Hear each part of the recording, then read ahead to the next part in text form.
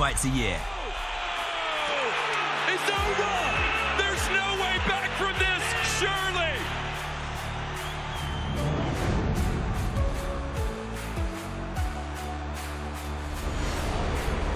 Ladies and gentlemen, let's get ready to rumble!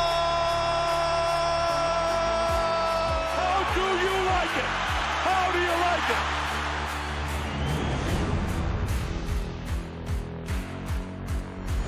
That is unbelievable. These guys will be legends in their own country, but also in the international basketball world forever. That is what sport means. That is what the EuroLeague trophy means.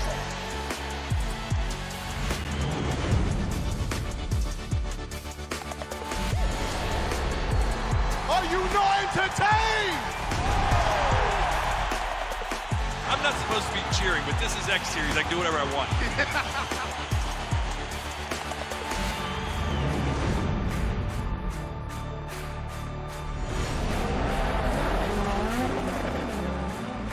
Everything is difficult in this life, so still you need to be on it.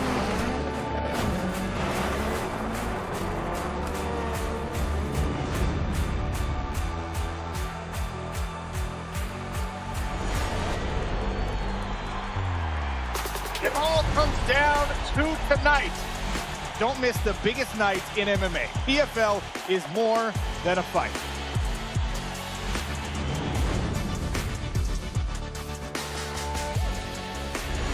Catching up on any NFL game is easier than ever before.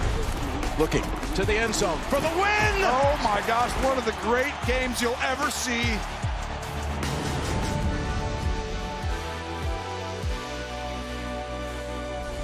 The competition is back, and the UEFA Women's Champions League looks set to be bigger and better than ever before. It's their time, a night to remember.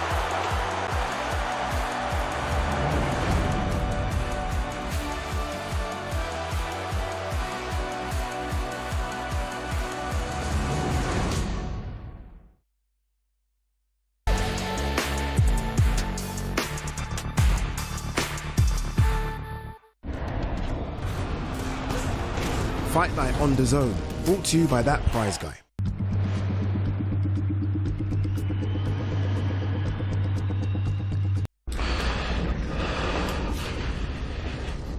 What's he got saying? Turn around. I'll join them.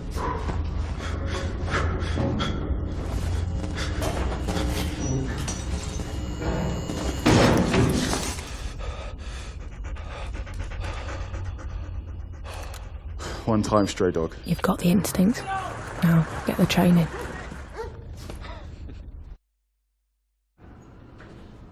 What you got there?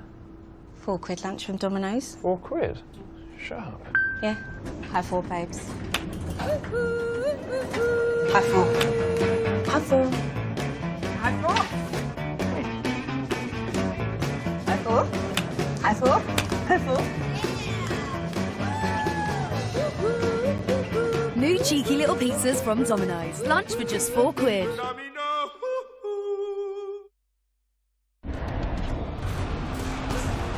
Fight Night on DAZN, brought to you by that prize guy. The following programme is recommended for those 16 and over, as it contains sporting violence, possible bad language, and flashing imagery. Here's the moment the world has been waiting for.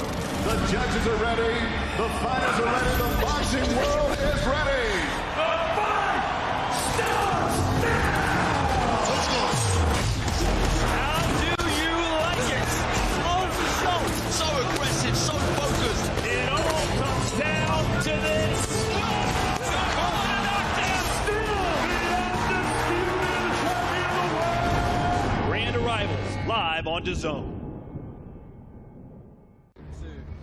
Okay, yes, people, the reason I am smiling from ear to ear is because Fight Week is finally here. One of the greatest rivalries this wonderful, mad old sport of boxing has ever seen between the Eubanks and the Benns is well and truly reignited this week. Tottenham Hotspur Stadium in front of 65,000 fans and millions around the world. Today, it's the curtain raiser of Fight Week. It's the Grand Arrivals live on DAZN. The greatest rivalry in British boxing history. Benn, Eubank. Everybody took sides. Every time they got in a room, you were on edge. It can kick off at the drop of a dime with me and him. When they come to centre the ring, it was just edge of your seat stuff. Around and love to hate. Eubank, he was the master of technique. Benn was the master of violence. Imagine if the sons would fight. There is nothing bigger than Eubank Benn. He is exactly like his dad and I'm exactly like mine. This is personal. We have to make this fight. What's on the line in family, legacy, the Eubank name. It's a huge amount of pressure. What's in my DNA? What's in my veins? What's in here? I wanted to be a part of something that's never been done before. The last fight, I believe my dad should have won. The things that his father put my father through, I can't forgive and I can't forget.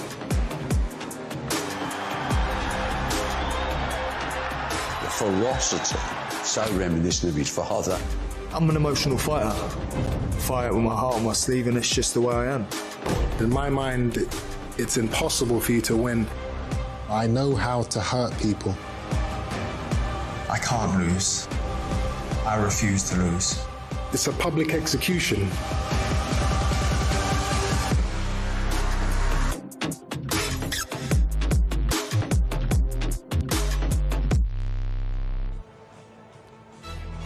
OK, we are in Canary Wharf, East London for the grand arrivals for the big one. The world fell in love with the Benn Eubank story, and now this weekend, Chris Eubank Jr., Conor Benn, born rivals of former world champion, the sons of legends, finally collide at Tottenham Hotspur Stadium live on DAZN, and it's safe to say we're all a little bit excited ahead of this one.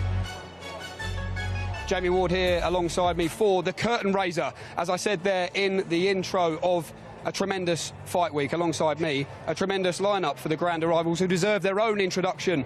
Firstly, former WBO World Super Featherweight Champion, also voted Wales' 6th best-looking man of 2024, according to a recent survey, Mr. Barry Jones, and alongside him, the Mayor of Barnet himself, who apparently picked up an IBF World Middleweight Championship somewhere of yesteryear, Mr. Darren Barker. Gents, here we go. You heard Eddie there in that VT.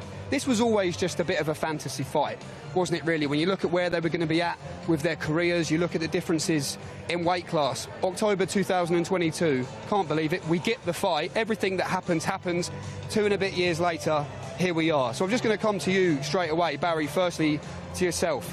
Fight week, excitement, how does it feel to be here this week? Yeah, just having a fight week, you know it's a huge fight, to have a fight week for it, and this is a place we never thought we would be. You know, it's you've had fathers and sons, I think, box before, but not superstars like this. I mean, and they're superstars in their own right. Eubank and Benn, juniors. They really are. They've made their own path. You know, they help with their father's help, that name, of course, that brand name, but they become superstars of their own right. So this fight is deserving of the platform it has. I mean, it's just madness, massive. It's just madness. Look, I remember when Conor Benn turned pro, and I remember thinking, gutted, he's not the same weight. Yeah, gutted, he's not a bit bigger. I'm the same with Barry Hearn. My first thoughts were thinking, imagine if these two could fight. And now they are. I mean, this is huge. As Barry said, both the dads are legends, British boxing legends. But so are the sons now. Do you know what I mean? They're making their own names, and this is massive. They're creating their own piece of history here. I'm all for it. This is massive. Barry, November 1990, the epic first fight, of course, and then October 1993. You remember that one pretty well. You boxed on the undercard that night. Where does that rivalry sit in British boxing history? It's up to one of the best. It really is. I mean, the TV views would tell you that. Certainly for the rematch, you know, tens of millions of people tuned in to watch it, and there was a genuine disdain. It's just because, you know, you get polarising personalities. You couldn't get more than the further away than these two. You know, one walks around with that arrogance and of an entitlement as Chris Eubank did, of course, and Nigel Benn. People forget what Nigel Benn when he first turned professional. He used to shout and scream, and he knocked people out on the floor. He was merciless. He really was. He was unbelievable. Never seen anything like it. So nasty and horrible inside the ring. And you just knew they would gel really well. And what a fight this was. And let's not forget that Benn came back from defeat against Michael Watson, went to America, regrouped, won that WBO title against Doug DeWitt, then defended against the great Iran Barkley, and came back full of confidence and was the favourite in this fight, where Eubank, even though Biggins maybe a bigger puncher, maybe, arguably, was still untested at that level. So the fact that he got the win, I thought, was an upset. And what won him that fight was his grit and his chin, the chin that his son has inherited. Yeah, absolutely. And one thing's for sure, where the dad's fight gelled, the stylistically matchup was just perfect. I think exactly the same with the sons. I just feel there's so much ferocity and spite and fire in the eyes of Conor, and there's this, like Barry said, the entitlement, but this arrogance from Chris Eubank Jr. If he gets caught with a shot, he's going to want to fire back and land too. So I just think from that first bell, it catches fire. Safe to say the apple hasn't fallen far from the tree on either side. Yeah. It is, you know, and people talk about Conor Benn, you know, oh, Eubank's getting under your skin, and they said that, I've been hearing that since the early 90s, and they do get under the skin. But Conor, like his father Nigel, they're angry people. Maybe not Nigel now, but they are angry people when they're in gym, when they're in training camp. So I think Conor sort of said to himself, I think, he said, well, I'm angry anyway. So, like, you're not seeing nothing new here. This is who I am. This is how I portray myself. This is what gives me my confidence and also my ability to go out and do the job I do in the ring. So I don't think he gets under the skin, but I don't think it's a bad thing. I don't think it's going to mess him up psychologically. If Conor can get under the skin of Chris Eubank Jr., then possibly. So what have you made of the mental battle between the two? Obviously, this was what well and truly captured the headlines at the very first launch press conference in Manchester, the situation with the eggs. Darren, what have you made of it all? Do you think Eubank Jr. will feel he's got Conor where he wants him right now? I think so, but I think almost Conor Benn probably would have expected what was going to come his way. It's exactly what I thought was going to happen. The arrogance of and the confidence, if you like, from Chris Eubank Jr. is exactly what we've seen. And the fire that Conor has from his dad is exactly what we've seen. It's played out perfectly, I think. It's what was expected, but like I say, the fight itself is the most important thing. What happened with the egg and all of that is history now. Fight night is going to be fireworks. Well, Conor Benn did sit down with DAZN to give his response about everything that happened in the egg incident. Here's what he had to say. How much do you wish that Chris was there? I don't wish he was there at all, because there would be no fight April 26. Really? Yeah. That much rage? Yeah. You know, when that incident happened, I've seen it in slow motion, I've watched it from different angles, and the one thing that stood out was your rage, how angry you were. And I remember thinking, Chris has either done the worst thing or the best thing. If Conor can control that rage, then it's perfect. If he can't, then maybe Chris has sort of played the game correctly. Yeah, I mean, he's getting ironed out regardless. Whether it's... however it comes, however it gets delivered, he's going to be eating canvas April 26. If his name wasn't Eubank, would you still feel the same about him? Yeah, most definitely. Really? I think he's an idiot. I think he's arrogant. I think he's... yeah, he's not my cup of tea at all, in the slightest. What would have happened if security weren't there? Like, seriously, knowing that there's a fight April 26, and you guys know, you're professional. He would have been rendered unconscious. I'd have stomped on his head. I would have drop-kicked him to his head. And then I would have lashed straight into him while he's unconscious. Did it surprise you that he did it? Did it surprise me? Of course it did, because it's out of character from him. Listen, I know I'm a fiery individual. I know I wouldn't go as far as to putting my hands physically on somebody. But if I'd seen him now, it would have been a lot worse than that. If the security weren't there and there weren't 5 men holding me back, I would have had my hands around his neck. Well, on the back of that, Chris Eubank Jr. was fined £100,000. A lot of money. What did you think of that? About the fine? Interesting. I was a little surprised where the figure had come from.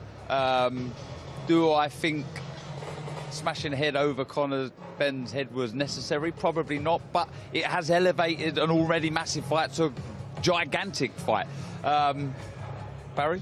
It didn't need it, so I'm not a fan of it. That's the truth of it. So I think the fine should have happened. I think it's excessive. I would say that, in my opinion, for what happened. There was no one's being punched. It could have escalated to be worse, but I've seen worse things and for less money. So it'd be fine for less money. Let's be honest about that. And it didn't need it. I mean, 'cause it's big enough fight anyway, just the way they are. But we're in a sport now, an industry now, where entertainment and selling is more important than ever before. So it can't hurt it, that's for sure. It can't. And I think for a younger generation watching that, it'll be more exciting, and it'll be another storyline to add to it. So Chris did his job, and I think with Conor, being angry is a good thing. So the angrier Chris can get him, I think the better it is for Conor Benn. Well, Eubank Jr. did say it was worth absolutely every single penny. He said the only thing he regrets is that he couldn't get Eddie Hearn as well. I'll tell you one thing, he's got too much money as well. Yeah, that's what I was thinking straight away. A man who says that has got too much money. That would have been an expensive dry cleaning bill. I'm pretty sure. Eddie Hearn's threads. Anyway, in terms of the emotion, look, I will speak to Tony Bellew about this. He was a fighter who was involved in great rivalries throughout his journey. He'll be joining us later this week, and we can ask him. But in terms of channeling that emotion, how important is that going to be? Not playing the game, playing the occasion, whatever the saying goes, or something like that. On fight night, they need to be physically loose, mentally strong. They need to go in there, they can't be tense, but they need to be focused fully on their game plan, the task at hand. Look, you need to feed off the emotion, that's for sure. Certainly Conor Benn, he needs to... Look, I always say it's good to have that fire and learn how to contain it and hold it back a little bit, as to try and find that sort of aggression. Conor Benn's got it in abundance. I would say probably Chris Eubank Jr. knows how to probably use it in his favour better. Like, he knows when to unleash that fire. But look, one thing's for sure, they both got it in abundance, that they have. That being said though, Barry, it's going to be unbelievable. The atmosphere is going to be incredible on Saturday night. I mean, you can do all the mental preparation you want, but until surely you're actually in that environment, is it hard to know how you're going to react? Because I think coping with pressure is the difference between champions and challengers. Champions and almost people. I think that's always in any sport, certainly in boxing. So you might have all the skill, and the training camp's going great, and all that should be a given. When you get to a certain level, whatever your skill set is, it all sort of evens up anyway to a certain point, unless you're a superstar. Then it's about who copes with the pressure the best. So these domestic rivalries, we love them so much because the added pressure, you see fighters melt under some of it. They crumble under it. Not always, but quite often they do. And when they don't, like with Benn and Eubank the first time, when neither one of them crumbles under it, you get a great spectacle. So I think it's about that. So you can be angry, and that's great. If that helps you not get too nervous and overwhelmed by the occasion and what it means, then use it. If strutting around and being so confident that you're above him and better than him, that helps you, you use it. But either way, you've got to get it right. And it's small margins in any sport, but in boxing, you've got to get it right. And it can change. And I've seen fighters go from the dressing room, look fine, the ring walk, look fine. And when they step in that ring, their face changes. Look, boxing itself is a nerve-wracking sport. You know, when you could be fighting, and this is no disrespect, but you could be fighting for an area title, something like that. You're going to be nervous. The anticipation, the expectation that you put on yourself. Then couple that with this bad blood, this must win. The loser here will not be able to sleep. Can you imagine how they're going to be feeling as they're making that ring walk? That moment just before the first bell, that can make or break a fighter. And that's why it's important for Eubank, I think, to smash the egg, because that gives him the upper hand. You know, he needs to be in this, the part he needs to play, the one who's always winding you up. That's important. If Conor did that to him, that's against the whole story and the recipe of the whole fight. So he'll be like, oh, he's wound me up now, I've got to try and get him back. And then he's not being himself. The fact that he's got the upper hand now, because I've done that to you, I've disrespected you, you're the angry man, and that's where you need to be. And it'll help Conor, but I mean also, it helps Chris be in the position he needs to be in, where he thinks I'm above you, I'm better than you, and all this is by my design. Well, that jeopardy, that fear of losing, as you say, I always think is what makes fights so exciting. And Darren, of course, you trained with Tony Sims. He took you right to the very top of the sport. Conor's training methods, we've seen it across Matchroom socials, up at 4:30 in the morning, running up hills. There's been a bit of research. Your modern day coach might say perhaps that's not the most productive way to go about your training camp now. What would be your argument for the old school methods that Conor Benn clearly still adopts? Tried and tested. I mean, I think all bases are covered when it comes to Conor Benn. You know, there's that element of new school, but the old school, that is tried and tested. I've heard Barry say this with other numerous people, that they train like poor fighters. You know, they have this fire, this aggression to give everything, every single percentage they have in every training camp, and Conor does that. He's one of the fittest fighters out there. Everything he does it at 100%. And yeah, I mean, having spoke to Tony Sims and the rest of the team, he couldn't be in any better shape. He is 100% ready for the task at hand. Were you a fan of the early starts, Barry? No, I hated it, but it's good. That's a good thing, though. And let me tell you why. All this, I mean, modern training now is better for your body. Of course it is, by a million miles. But mentally, getting up at 5 o'clock in the morning, having to run in the freezing cold up the hills like I had to, with sweat gear on. Who wants to do that? Nobody wants to do that. So, but when you have to do it, and you force yourself to go to bed, when I mean, early in the camp as well, when you don't have to, I can skip a training session. Once you get that in your mind, then when you're in round 9 and you're blowing out your backside and you're exhausted, in a fight you're winning or losing, it doesn't matter. You can be absolutely exhausted, and you're looking for a way out. That run, when you didn't want to do it every day for the last 6 weeks, that might help you get up off that stool and give that extra minute in the round, that extra flurry, whatever you mean, just get you up there. But you think it's easy in a fight. We all say, well, he's not doing enough work, but I forget how hard it was when you were in there to do enough work. Do you know what I mean? But the training does it. So it might be not the best for your body to run in the morning, and it's not, of course it's not. But mentally, doing things you don't want to do is part of being a boxer. I mean, some of the stuff and also your coach, that's important as well, the coach and the fighter, because he's going to tell you stuff that you know is not good for you, but might win you the fight. So fine margins. Yeah, so and Tony's the great example of that, because you trust Tony, because you know who he is, and you love him as a trainer. So if he's going to tell Conor to do something, Conor won't want to do it. And he might think, I'm not doing that, that's madness, I'm not doing that. I got to walk into punches, just for example, but because you trust him, it's to get you through the other end and win the fight. Well, if you don't trust the trainer, you won't do it. So, all these hard training camps and being with your trainer 24/7 is not the greatest thing, because you end up having an issue with each other. And also, you blame him for making you do all this hard stuff. It's his fault. But at the end of the day, you'll do anything for your trainer. Your trainer is your God. While you're fighting, he's in charge of your life. He's your boss. And that's how it should be. And if it's not that way, it's the wrong fit. OK, well, all the questions answered on Saturday night. 5 fights coming your way on DAZN this weekend for the 8 fighters on the undercard. This is what dreams are truly all about. 5 p.m. start time, around 5:15 p.m. will be the sound of that first bell. All 5 fights are 12 3-minute rounds. We'll begin with a cruiserweight contest. Former world champion Chris Smith looking to get back to winning ways and right back into the mix when he faces Brandon Glanton, who hasn't been quiet in the build-up. Says he'll batter. Third time lucky. The gentlemen all around the ring on Saturday night. Look forward to the verbal spars in that one this week. A terrific domestic fight then follows also in the cruiserweight division, and also looking to bounce back to winning ways is Chev Clark. Defeat for the European title last time out. He defends his British title against the unbeaten 12-0 Vidal Riley. A fight that has been brewing, we finally see it. Matchroom versus Boxer 2. Fantastic matchup.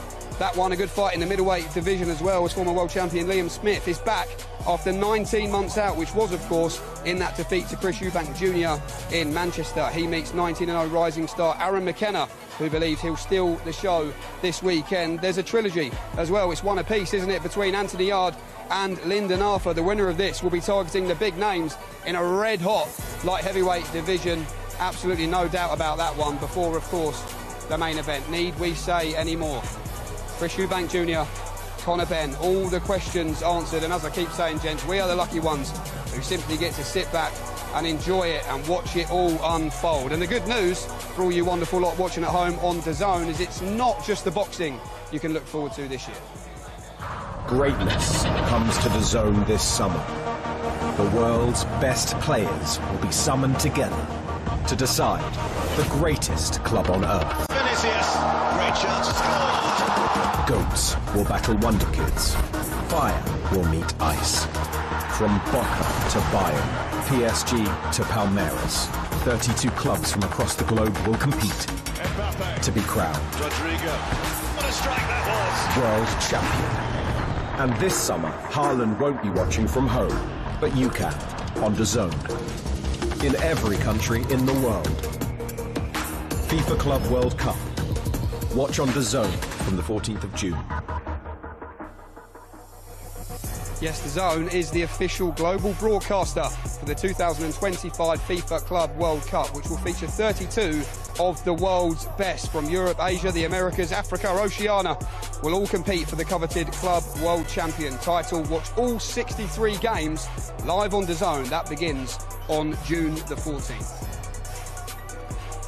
Without further ado then, let's get the grand arrivals. Let's get Fight Week underway. Your MC for the week is Mr. Thomas Triber. Ladies and gentlemen, welcome to the grand arrivals for Fatal Fury. A great night of championship boxing this Saturday, April 26th, from Tottenham Hotspur Stadium in London, England. It is being brought to you by Ring Magazine and SNK Corporation, the publisher of the famous video fighting game Fatal Fury City of Wolves, with Eddie Hearn for Matchroom Boxing, Ben Shalom for Boxer, and Box Raw in association with Ring Magazine. Along with their great sponsors, Public Investment Fund, Visit Saudi, STC, SRMG, Dr. Suleiman El Habib Medical Group, Saudia, the national airline of Saudi Arabia, Jeddah Season, Malaf Cola, Visit Qatar, Core Group, Desert, NHC, Jacko, Sky, Arab National Bank, First Data, Sella, and SMC. A big thanks to those great sponsors. It will be broadcast worldwide on DAZN and on Sky Sports Box Office in the UK. Final tickets are available now through ticketmaster.co.uk.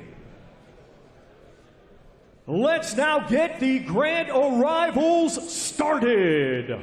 Our first two fighters competing Saturday in a 12-round cruiserweight contest. First, let's welcome from Atlanta, Georgia, USA. He brings a professional record of 20 wins, 2 defeats, 17 of his 20 wins coming by way of knockout. He is the highly ranked contender, ranked number 8 by Ring Magazine. Let's welcome Brandon Bulletproof Glenton.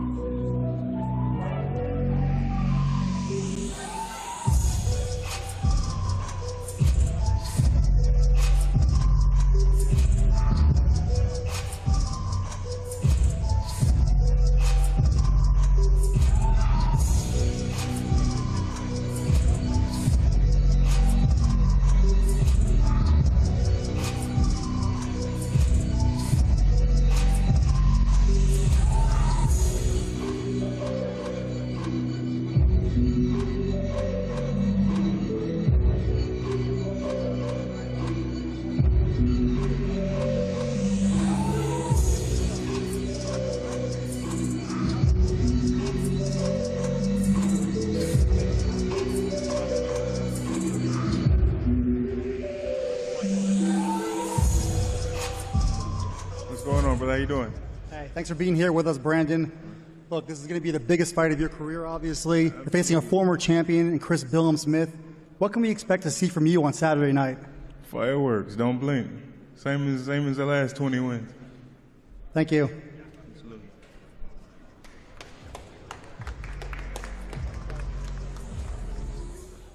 And now let's welcome from Bournemouth, England. He has a professional record of 20 wins, 2 defeats, 13 of those 20 wins coming by way of knockout. He is the former WBO Cruiserweight Champion of the World, known as the Gentleman, Chris Billam-Smith.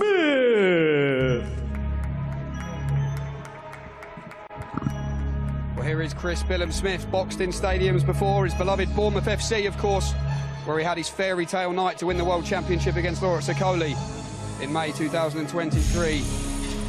5 months on from defeat to Zerda Ramirez, he looks to bounce back this weekend not the most low-key of fights to bounce back in, Darren Barker. No, look, I think this is the sleeper on the card. Glanton can really whack. Of his 20 victories, 17 have come by KO. But this man, I spoke to him a couple of weeks ago, and he's really got the bit between his teeth.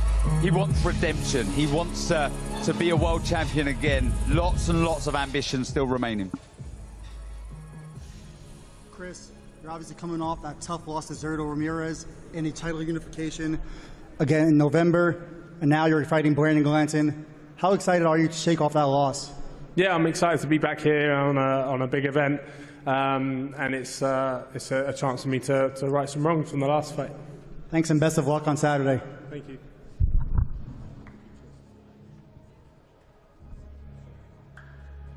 Fighters now please face off.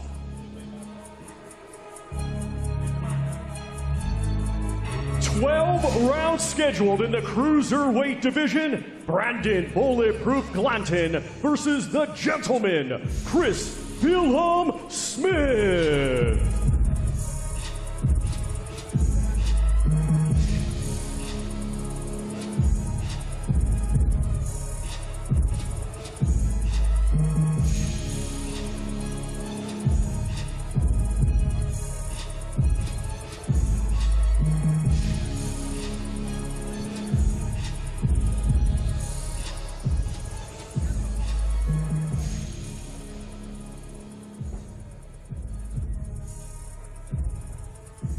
Our next two fighters competing this Saturday in a scheduled 12-round contest. It will be for the British Cruiserweight Championship. We will first welcome the challenger. From Tottenham, London, England, he is undefeated with 12 wins, 7 of his 12 wins coming by way of knockout. He is the current English Cruiserweight Champion, Vidal, the Realist Riley. Yep, sticking with the cruiserweight division, absolutely love this matchup, Vidal Riley and Chev Clark. It's a domestic banger, Barry, and what a moment. Look, you can see the Tottenham Hotspur jacket for Vidal Riley, a boyhood Tottenham fan, to fight at the home of Tottenham Hotspur for the British title. That's fairy tale stuff. Yeah, and to Riley, he's been really labelled as a YouTuber, really, because he made a big name for himself in YouTube. But people forget he boxed before that, and a very decorated amateur he was also. So he has plenty of skill. I think he's taken this game seriously. He's gone through the traditional route to get to where he is now today, and he'll feel like this is his coming out party. It's a big. He got a really hard fight in front of him, but he looked good against Mikel Lawal, his last but one fight, of course. He looked good against Garber, who's pretty much a heavyweight. Got rid of him quite comfortable. So this is a man with not only skill but also power. Vidal, I'm sure it was really disappointing when you had that fight canceled recently, but now you come right back in a major stadium show. How are you feeling? I feel good, man. It's destiny. That's how I feel. I've been saying it. I mean it. I deeply mean it. It's destiny, man. I just need to deliver. Best of luck. Thank you.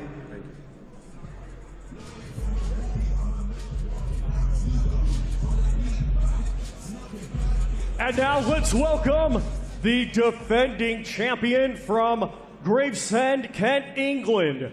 He proudly represented Great Britain at the 2020 Olympics and now has a professional record of 10 wins, just 1 defeat, 7 of those 10 wins coming by way of knockout. Here is the former European title challenger and reigning and defending British champion, C4 Siobhan Clark. Well, Vidal Riley says it's destiny. But for Big Chev, of course, you may remember, took on Leonardo Mosquera for the European title last time out in December over in Monte Carlo. Was put down in the first round of that fight and rallied back to lose on a split. In the end, his first loss as a professional. He's taken himself away to America. Said he's cut off all family communication to firmly focus on the task at hand, Darren Barker. A lot to love about this matchup and a lot to admire about Chev for jumping straight back into the fight. What a fantastic fight this is, and this man desperate to get back to winning ways. He's got the bit between his teeth, as Wilhelm Smith has in our first fight of the night. Do not blink on this one. Siobhan, you're the British Cruiserweight Champion. You're defending that title on Saturday in Tottenham Stadium. It's going to be over 60,000 people there, sold out. How's it going to feel? Gonna feel amazing. It's great to be on this stage, and gonna bring my title home. All right, thank you. Looking forward to seeing you on Saturday. Yes, sir. Fighters, please face off.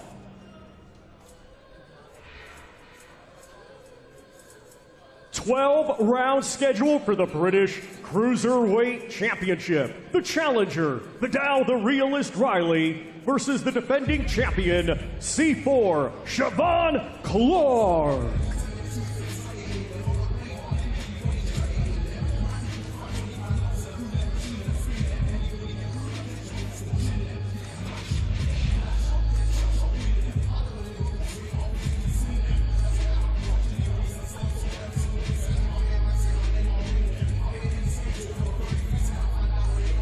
Thank you, gentlemen.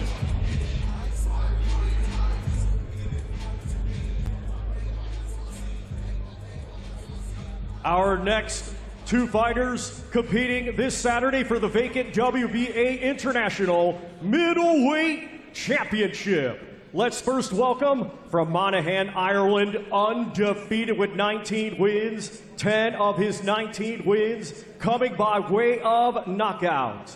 Let's welcome the relentless, undefeated fighter known as the Silencer, Aaron McKenna.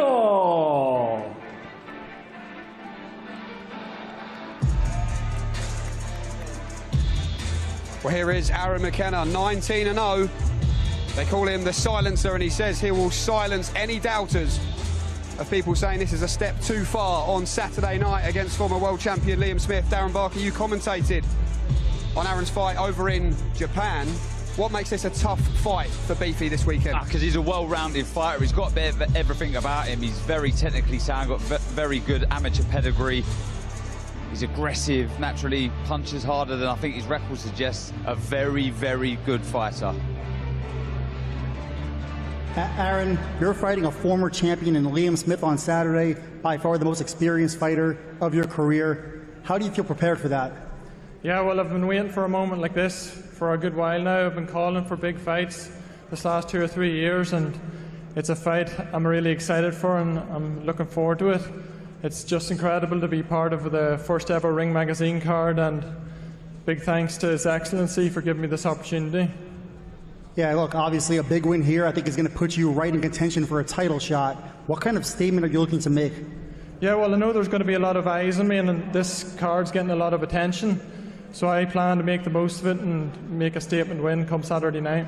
All right, best of luck. Thank you.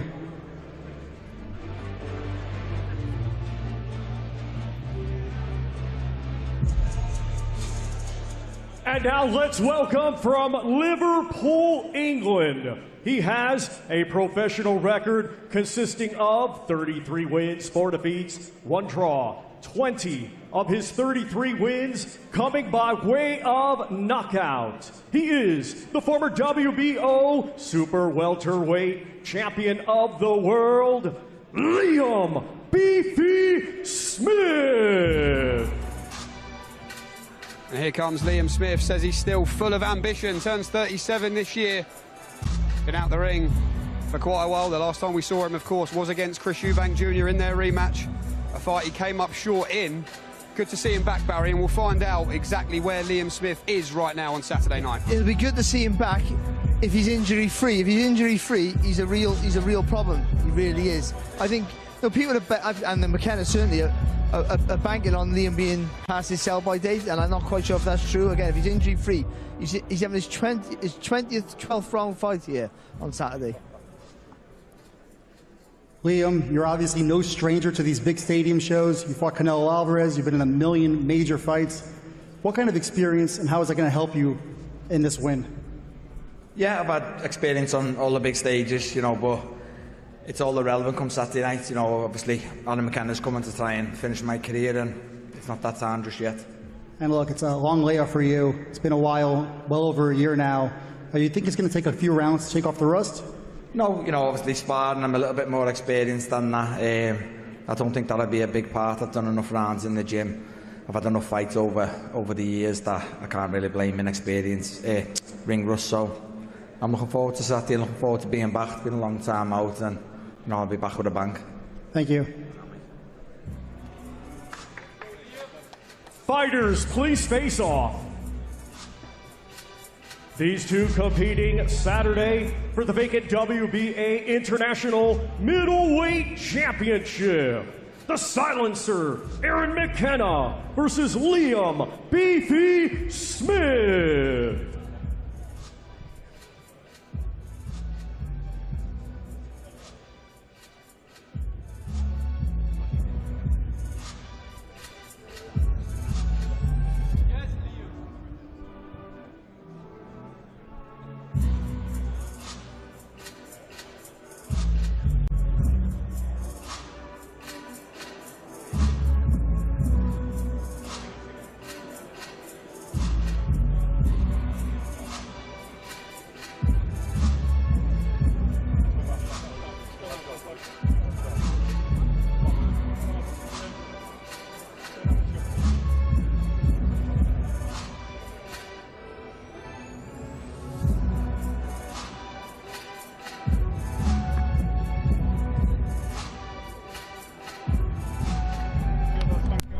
Thank you, gentlemen.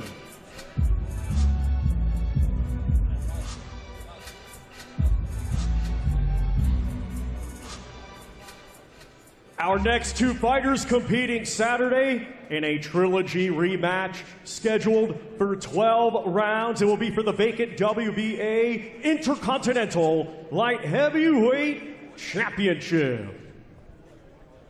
Let's first welcome from Manchester, England. His professional record, 24 wins, 2 defeats, 16 of those 24 wins coming by way of knockout. He is the former IBO Light Heavyweight Champion of the World, Lyndon King Arthur. Well, Liam Smith has said that, look, if Conor Benn wins, that's a fight he's open to. If Chris Eubank Jr. wins, he wants the trilogy. And speaking of trilogies, we have one to look forward to on Saturday night in the light heavyweight division, December 2020, split decision in favour of this man, Lyndon Arthur. And April 12th, the rematch in 2021, yard one in the 4th round. Darren, did you think we would see this third fight? No, I didn't. And if I'm honest, I think Lyndon Arthur's got it all to do here. It was a very, very good victory for Anthony Yarde in that rematch. He just ripped up the script, didn't he? Everyone thought it was going to be a close fight, but the first one it wasn't. So this man really has to find something special Saturday night.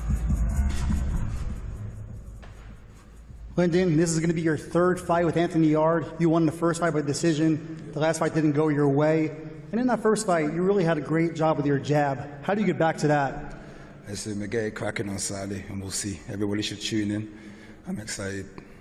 And look, obviously it's 1-1 now. This is going to decide who comes out on top in this rivalry. Do you think it leads to a title shot if you win? Pardon? Do you think it will lead to a title shot if you win? Yeah, whoever wins this fight goes on to bigger and better things, obviously. So, yeah. All right, thank you and best of luck.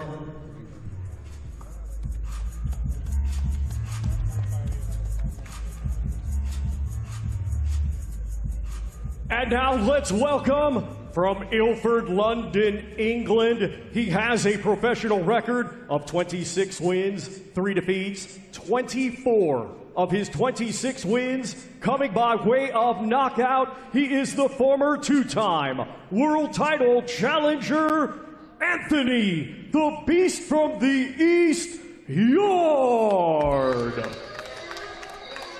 Well, here comes Anthony Yarde, been in with some of the very best, hasn't he? From Kovalev to Beterbiev. In terms of where he's at right now, though, Barry Jones, it has been a little bit stop-start, perhaps through no fault of his own, but he'll feel like he has to do a proper job here to get back in that top mix. Yeah, let's be honest, his last performance was massively underwhelming, and that's not like Anthony Yarde, because even in defeat, he's been absolutely fantastic. And that's another thing, we judging him on his 2 biggest fights, that was Kovalev and Beterbiev, where he was tremendous in both, certainly Beterbiev, but he still came second, unfortunately. But what he showed us all his career is a panache for a great finish. No, he's a patient man. He always gets the job done early. When he's on form, he's a very, very hard man to beat. Can he recapture that form? That's the question. Let's hear from him. All right, Anthony, obviously you know Lyndon very well. You fought him twice now. First fight didn't go your way. Second fight, fourth round knockout. How can you possibly top that? Doing the same again, or doing it quicker. But for me, it's just focusing on getting the victory. And look, I know you're yearning for another title shot. You've had 2 title fights now, Sergey Kovalev, Arthur Beterbiev. Both are incredible fights, and you came up just short. What do you think you have to do to get back there? Just keep winning, stay focused, keep progressing. Thank you. Thank you. Fighters, please face off. This Saturday, it will be a trilogy rematch scheduled for 12 rounds for the vacant WBA Intercontinental Light Heavyweight Championship. Lyndon King Arthur versus Anthony, the Beast from the East Yard.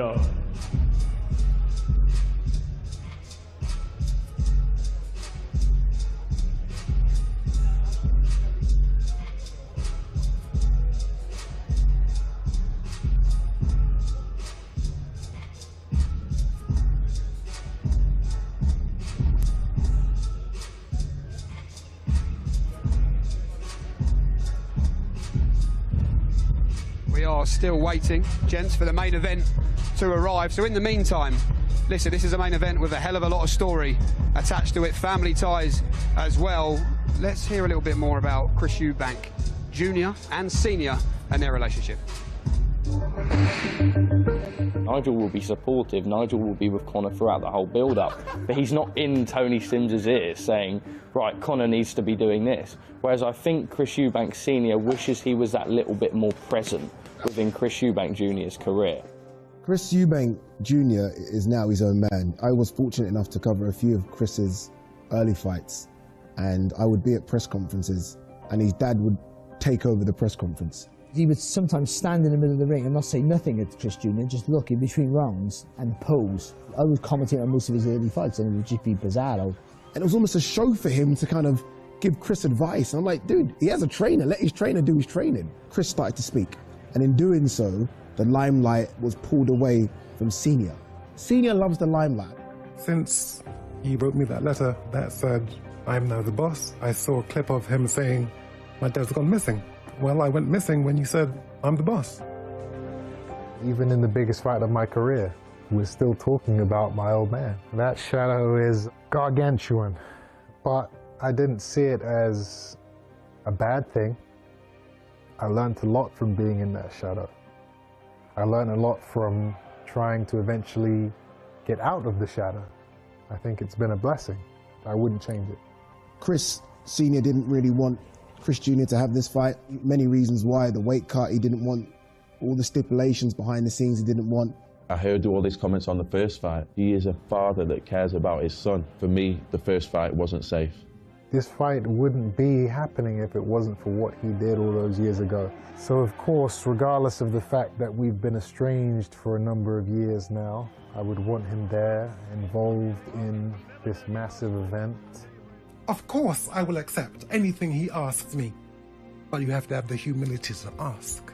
I'm actively working to try and get him there. Will it happen? I couldn't tell you, but all we can do is hope and pray, right? Okay, well, just like magic, look who has joined us in the studio, Matchroom's promoter, Eddie Hearn. Eddie, I've got to ask you, you've been involved in many big shows in your time in this mad old boxing game. You've had good relationships with fighters. You've certainly got a good relationship with Conor Benn, maybe not so much Chris Eubank Jr. Where does this whole occasion sit for you? Massive. I mean, I can't believe we're 4 days away. Is it actually going to happen?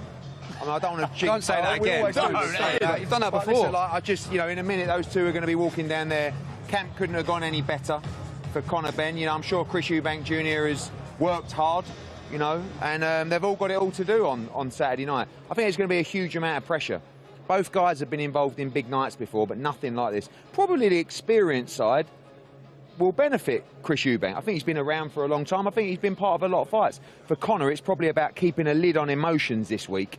They've done such great work in training camp. The last thing you want to do is just come here and ruin it all by getting your nervous energy up and getting pumped up.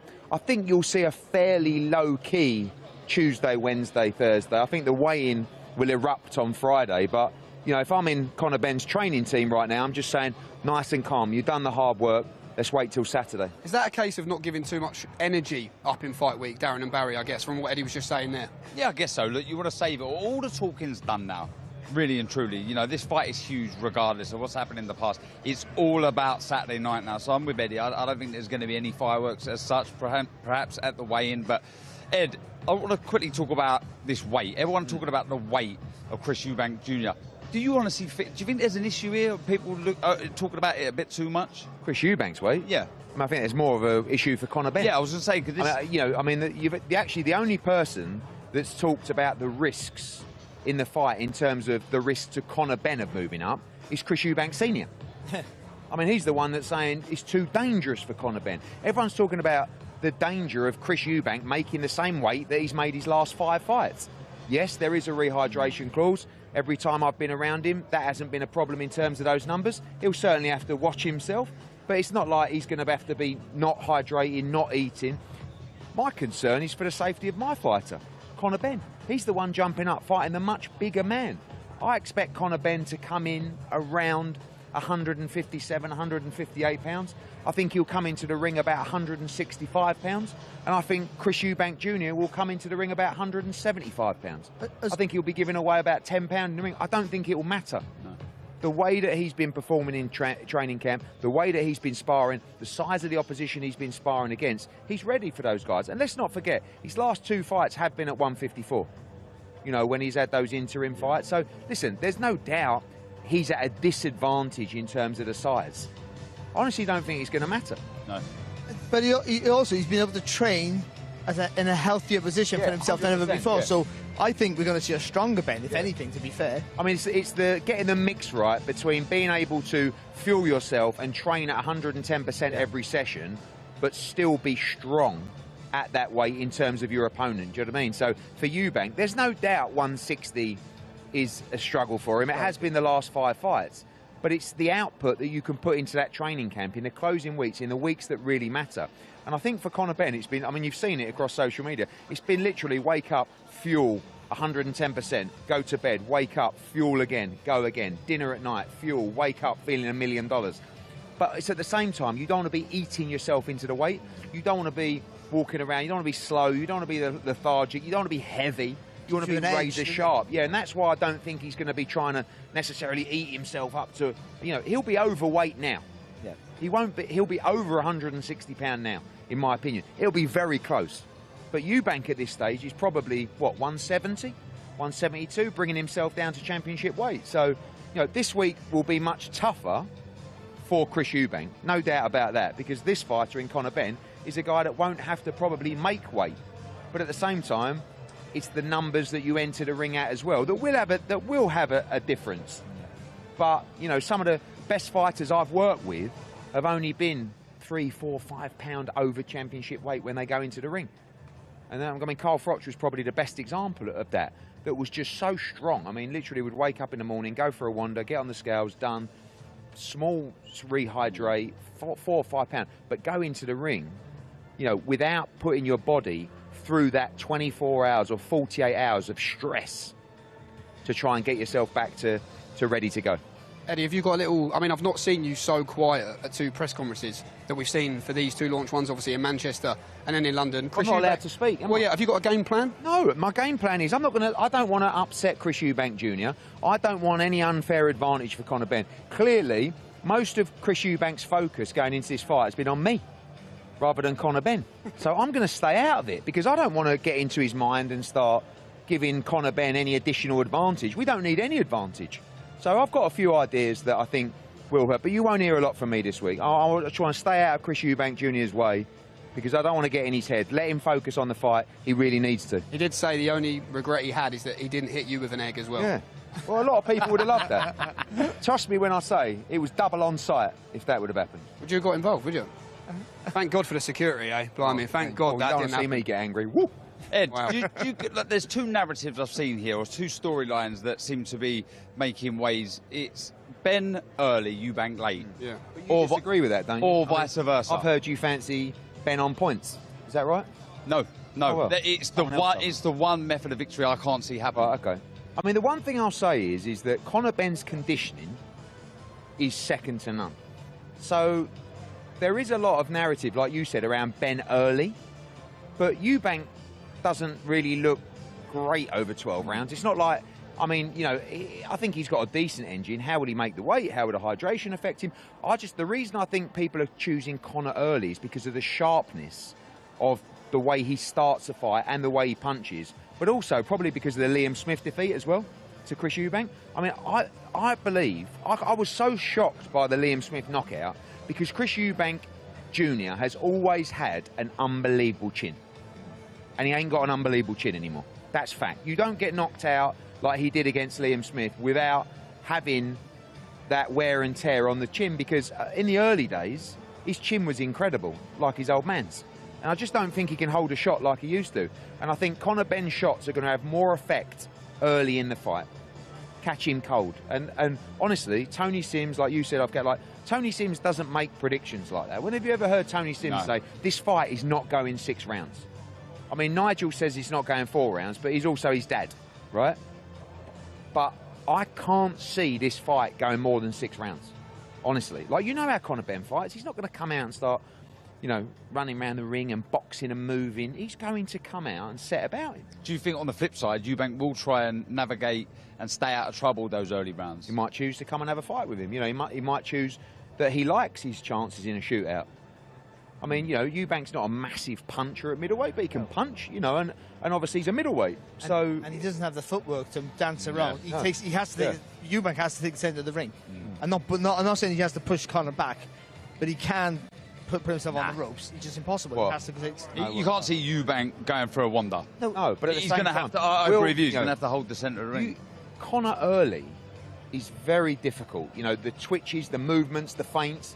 No, till you get into the fight with Conor Benn, you see in those opponents, even when he was having short camps at 154, the first 3, 4, 5 rounds, he was so razor sharp, hitting you from angles, and then after that, once the opponent got in it. So that's why I think people would favour Eubank once he gets into the fight. The idea is you don't let him get into the fight.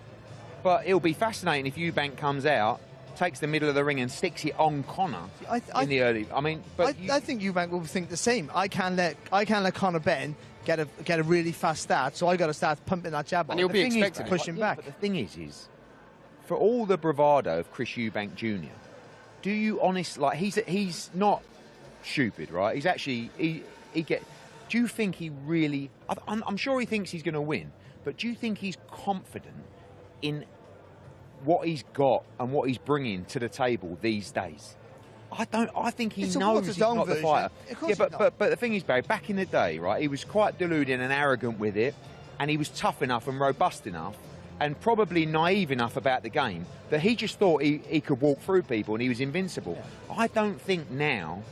I don't believe that he's confident in his chin like he once was. I don't believe he's confident in his body, his knees, his shoulders like he once was. I think this is for him. It's like, got to find a way to get through this. Like, this is not a young fighter. This is a guy that's thinking, I've got to win this fight, and you know, obviously it's a big payday for me. But does he truly believe physically that he's the fighter that he once was? I think he knows. I think that's a valid point, but he'll also, just to balance it up, he'll also see what Conor's done his last couple of fights. I think Peter Dobson's a better win than what it looks, actually, but he'll look and think he wasn't he wasn't as explosive as he has been at 154, which might be just growing into the weight, or who knows. But I mean, he'll see that and think, well, if he's that fighter, I'll be fine. If he's the fighter that he was a couple of fights before, Algeria, for instance, then I got a problem. So they both might think they've got to see a different fighter than what they were.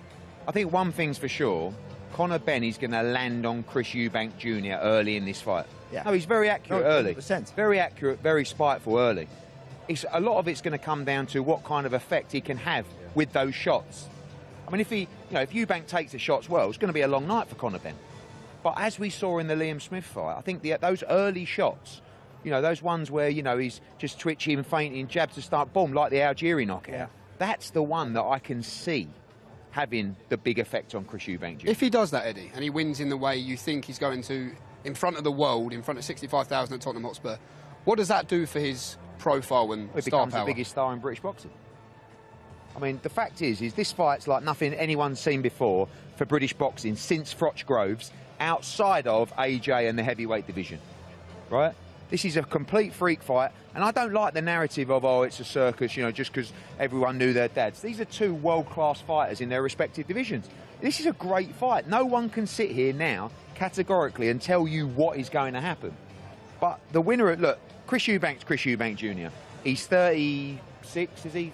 You know, he's at the back end of his career. He's looking for some big fights. Conor's still a young man. He goes out there and knocks out Chris Eubank Jr., coming up 2 weight divisions to do so. This kid's cracked it. He's hit the absolute jackpot. Worldwide as one of the biggest stars in the sport. But we're not really looking at it as that. We're just looking at winning. This fight is so important to Conor Benn. It's so important to his dad. It's so important to the team. It's so important to his legacy. This is a complete one-off, like, freak occurrence between 2 world-class fighters whose dads happen to have the greatest rivalry in the history of British boxing. I'm sold. Are you? I'm in. You're pretty good at this. You don't even need to, I don't even need to sell it. I mean, you could even have Shalom up here. He'd sell it. I think more of that. What you said there, though, like, he's not bothered about that. He's just bothered about winning. I think that's the most important thing. The payday, everything great. But the difference is the mentality between the 2 fighters. And, of course, Eubank's a competitor. He wants to win. But I'll tell you what, he don't want to win like Conor Benn. I'm telling you now. Eubank is at the back end. The money's there. The villa's there in Dubai. The games of poker are there in Las Vegas. The villas at wherever he stays there. Conor's coming into that world. But I promise you, he likes to spend his money. Both boys like to spend their money. For Conor Benn, I've never seen anyone want to win so bad. You know how hard this kid's trained? I've never seen anything like it. He has pushed himself to the absolute limits. That doesn't mean you're going to win. But what it does is it gives you every opportunity to win. And that's what I said to him. I spoke to him on Sunday night, and he's buzzing.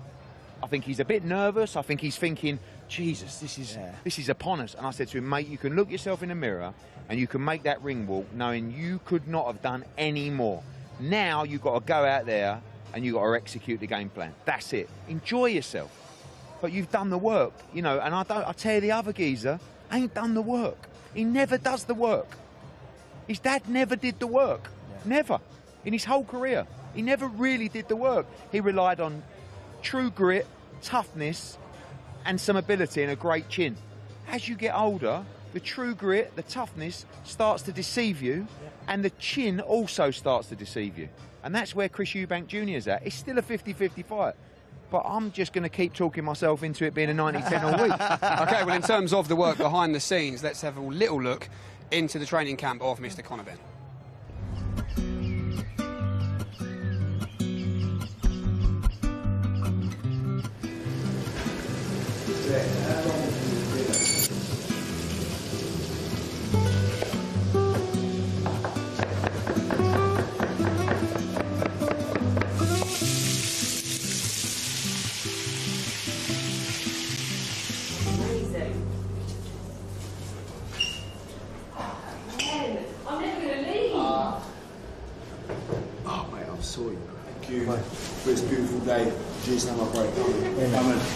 With Conor now stepping up in weight, we are doing something slightly different, but his weight's great anyway. He's 10-12 pounds over exactly where we need to be, but we are putting him in a caloric surplus. Normally we go high and low on each training day, so some days are high, like the sparring days, some days are a little bit lower to tap into the weight. Thankfully he can now be fueled for every session. We started with doing a comprehensive profile in London, so we did rest and metabolic rate plus lots of other tests. We got this data to know exactly how many calories Conor's burning on a daily basis at rest, and now we use other methods like Whoop and Garmin to see what he's burning with each and every session. We add the two together plus some other things, thermic effective food, so we have a total number of how many calories are going out. We then factor the nutrition into that. Myself and Glenn are working each day in terms of making sure he gets enough fuel in and ensuring that his weight's not coming down too quickly. So we're in a great position. Show me how you get it. Don't start with stick some tunes on. Stick some tunes on.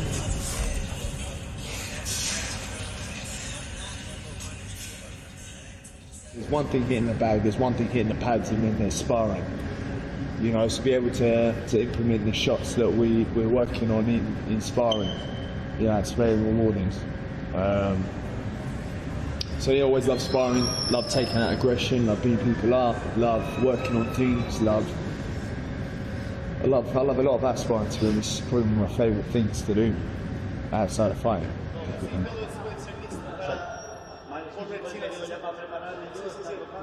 So we go through different phases in camp, and Conor likes to be neuromuscularly ready for the session. I want him to be ready for the session as well. So we do some priming exercises. They could be power exercises, but they can also be isometric exercises. So overcoming isometrics are where you're applying maximal force against an immovable object. And Conor likes that because it lights his CNS up before he does his heavy lifting. So instead of just going in cold, he prioritises that. And we like doing that in the middle of the week as well because it doesn't mean too much fatigue as well at a muscular level. So we'll be doing lots of that later today.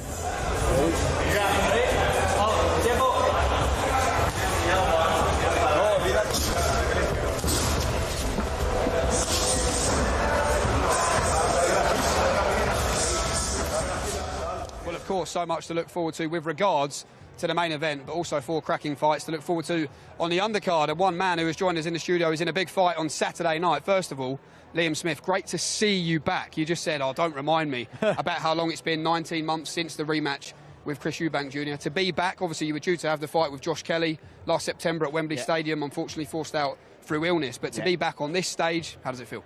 Yeah, massive. I'm privileged to be back on a stage like this. I thought I might have missed that opportunity with Riyadh season, and unfortunately I wasn't injured last time out. I fell ill, which is even more frustrating for me after coming off the back of a horrendous injury. That was so evident to see when for Chris in the rematch.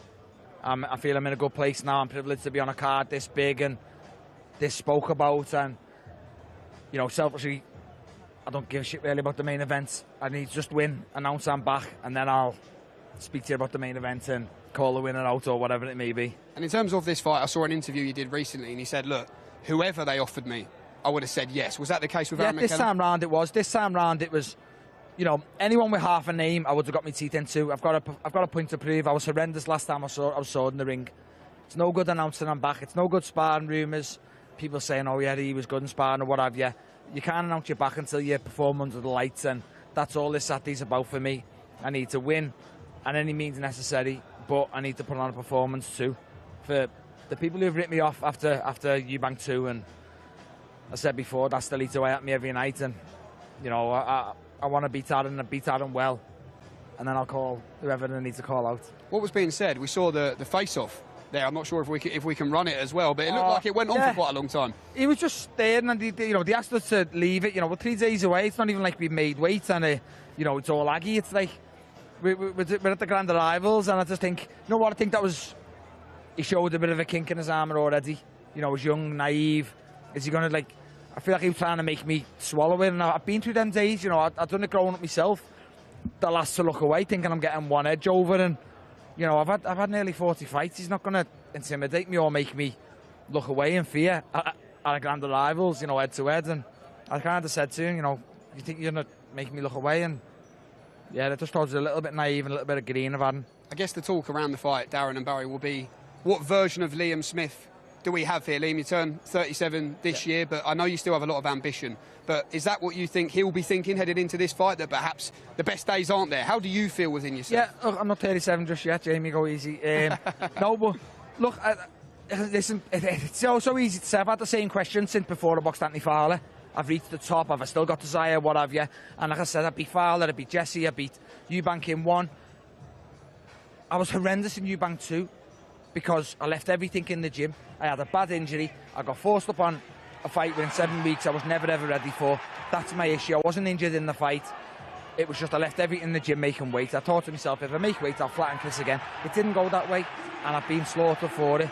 And I can't knock people for thinking I'm finished, but I can't really be finished with no miles on the clock. I beat Chris in January. My next fight was Chris in September.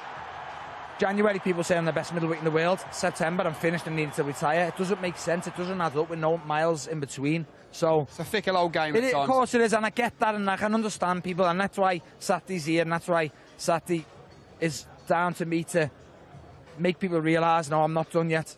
And what are you expecting from Aaron McKenna? Good fighter, he can do a bit of everything. Yeah. Tough opponent? Yeah, definitely, a big middleweight, as you saw. Like to set a decent pace, but again, I keep going back to the Anthony Fowler thing. I remember doing an interview after Fowler. I said, you know, you can match me with anyone. That bill was littered with 154 fighters. JJ Metcalf, Kieran Conway, Ted Cheeseman, Troy Williamson, me, Fowler. They were all about on the same bill. And I said, you can match me with any one of these now. And it's a very good fight for 6 rounds because they're all good fighters. Adam McKenna will be very good, very competitive for 6. But then it's down to me to use experience, cuteness, and, you know, show. I do think his downfall will be as naive, you know, as greenness and as eagerness to beat me and think I'm finished. I was thinking the same thing, actually. I was thinking about how compact you are and how wild he is. And the early rounds are going to be, you know, you have to be aware of it, but then the way you slide inside, which is something that I never used to give you credit for early in your career. Steve O'Meara fight, what's that? Yeah. That's got to be over 10 years ago. And I think your hands high, your elbows are tucked inside. To watch you without really studying you, you're to come forward fight with your hands high. Yeah. But actually, the way you slide into distance is absolutely phenomenal. I mean, when you really watch what you do, the subtle stuff, where you get in close, and I just think that for McKenna to throw long, which he has to, gives you that time to slide right in. Given him some money or something? There's a fiver. No, but we went through the old Slugger Box Nation together. So me and Barry are the same team. We've been around a long time. We done the Slugger Box Nation being built, and you know, yeah. Me and Barry I do want to ask you, Liam. Obviously, you know Chris very well. A fight with Conor has been spoken about. You two have had your back and forths over the years. Truly, how do you see the main event going? Look, I think it's, you know, I won't be surprised if either of them win. Sorry, you'd ask me to, you know, put money on and I keep the winnings. I pick Chris on points. I think Chris can make it a little bit not nice to watch early on. I think Chris will spoil Conor.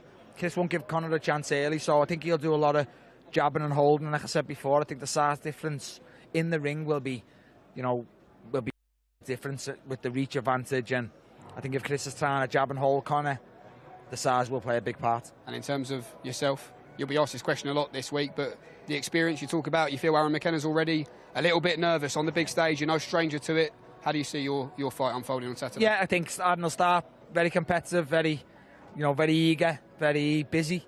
And I think once the fight settles down after 4, I think the experience, I think I'll be just a lot too cute for Adam McKenna. And it could be a good weekend for you. I mean, a big Liverpool fan, obviously a massive dream of Liam Smith's, being a big Liverpool fan, to fight at Tottenham Hotspur Stadium. Absolutely no doubt about that whatsoever, but it could be a special weekend. Yeah, it could be. You know, like I said, big performance, announce I'm back and put myself back in the picture for not just the winner of the main event, but just all the other middleweights I was linked with before I lost to Chris. And, you know, I'll win Saturday and Liverpool will win the league Sunday.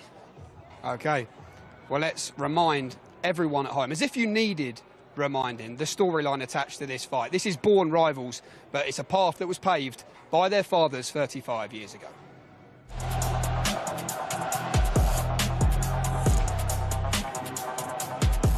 Massive characters, so different, polar opposites.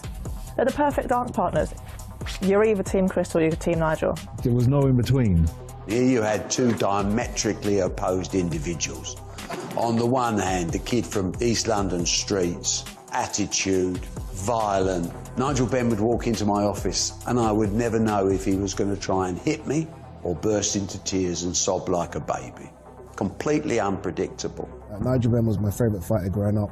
Fierce outside the ring, fierce inside the ring. His nickname was the Dark Destroyer, and I think he embodied that. There's almost this scare factor with him. He's the kind of guy you wouldn't want to see down a dark alley. He would scream every time he knocked somebody out, like he wanted to beat him up again. On the other side, you have Eubank. He would dress in exotic clothes purely because he knew it would get him front page on the tabloids. The perception was that Eubank was the cocky, arrogant one. You know, the showman with the big truck. What I saw was a physical specimen that had put in a lot of work. He was the master of technique. Nigel Benn was the master of violence. I just want to go in there and throw hell for leather at him. Not boxing. Don't want to stand up there and box. I want to go in and have a fight with him. That was my attitude. Eubank, initially, most people hated him because of his attitude. It was like, who do you think you are? He walked around like an English country gentleman. He upset a lot of people. But they all bought a ticket to watch him coming, hoping he'd get beat. My father was the underdog, the great pretender at the time, the guy that people thought was a bit of a hype job. Over a period of time, they began to appreciate the enigma that was Christopher Livingston Eubank. We just clashed. was just so different, me and Chris. Nigel Benn did have a lot of hatred for my father, and it showed. My dad couldn't stand seeing you. Still has to have a lot of patience with him to this day, so I completely get it. Nigel Benn was so destructive, and that's what he brought to the ring, a very different kind of style to Chris Eubank, and that was one of the most important components of this whole rivalry. You don't get more of a beef in boxing than you had with my father and Nigel Benn. Okay, well, good news for those watching at home. I have been told that the main event are in the building. I mean, look, it's easy for us to probably stand here and act excited, but we're all fans deep down. You two have got a bit more skin in the game than me. You've been there and done it and won the T-shirt, but to be here and cover this event is really special. Oh, incredible. And I always go, look, as Barry said, when there's a fight week, you know it's a big fight, it's a big show. But can you imagine, and I've said this to you, I've said it to you both, when the referee brings them to the centre of the ring, gives them their instructions, then sends them back to their corners, that energy, that excitement in the crowd, that says it all. What is that moment? And that moment you just spoke about, it's almost as if the time just tends to stand completely still. I don't... No, do you know what? That's okay, that. It's when you first get in the ring. And that's the hard part, because you step in. But the noise in that arena, as in the stadium, as Darren said, that noise is sort of going to go inwards and outwards. That noise, it'll be amazing, because all the crowd, they all get excited. They're on their feet, and there'll be a scream and a whoo. And then you know you're in a real big fight. Do you know what Chris Eubank Jr. said recently? I saw it in an interview. He said it's one of the first fights he can remember in a while where there's two bad guys who both might get booed into the ring. Have you thought about that? Yeah, I mean, look, it's going to be one of those things I look forward to hearing. It's going to be some event, some night, it really is. And I mean, the undercard, this man here, he'll be feeling the nerves, as will Eubank Jr. There's so much on the line here. Pride, bragging rights, the family name, so much pride, so much on the line. I can only imagine how they're feeling. It is that jeopardy, Barry, isn't it? The fear of losing for both is massive. Of course, because it goes deeper than just your own pride. That's the truth of it. You know, but I would say they're always in big fights because they're big names. But for Conor Benn, this is his biggest fight, and it'll be Eubank's biggest fight. But he's boxed in stadiums before. He's boxed against bigger names. He's been underdogs. You know, he's more used to this than Conor by a million miles, by the way. So it's a lot of it is how Conor copes with the pressure. And if he can cope with it like his dad used to, that's why I still keep saying, the angrier he is, the better it's going to be for him. Because he'll be focused on that, not focused on, oh, there's 60,000 people, or the noise can get you, or as Carl Froch said when he boxed in Wembley, the cold air hit him. And that almost sort of shook him out of his focus. And I never really thought of that before.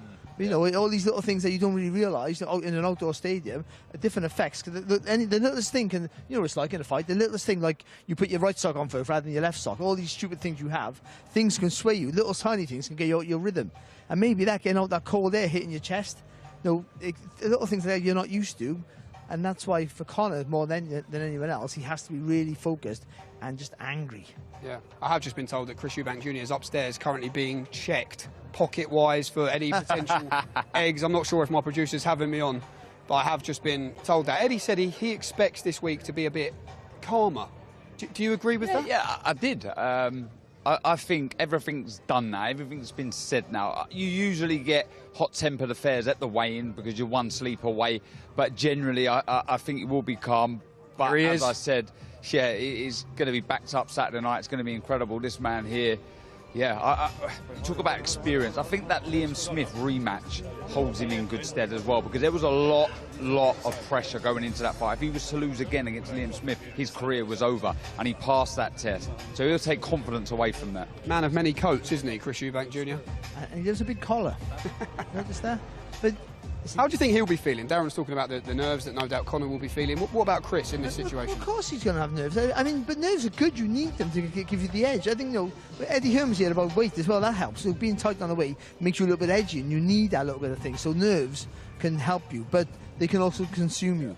And there's a big valid point about being this stage of your career.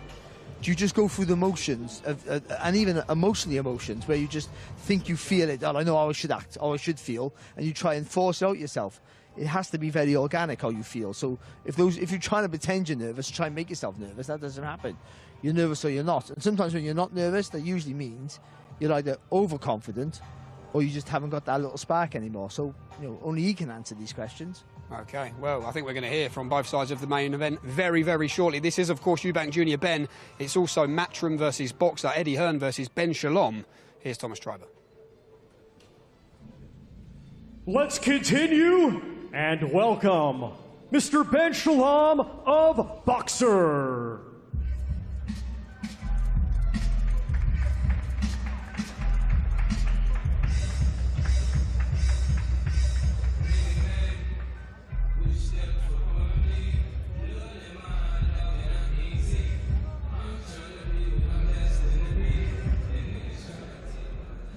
Ben, you have a major show this weekend, Tottenham Stadium, over 60,000 sold-out crowd.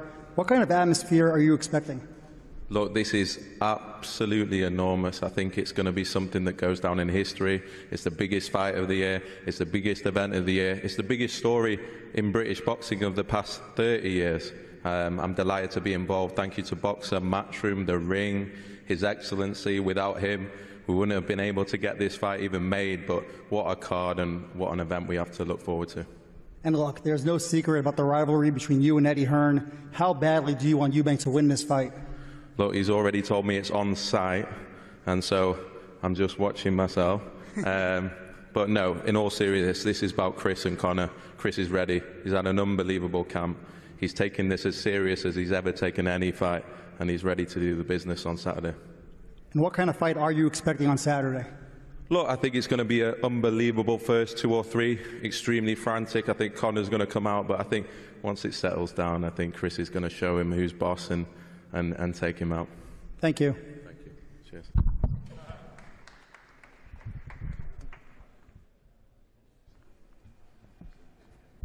And now let's welcome Mr. Eddie Hearn of Matchroom Boxing.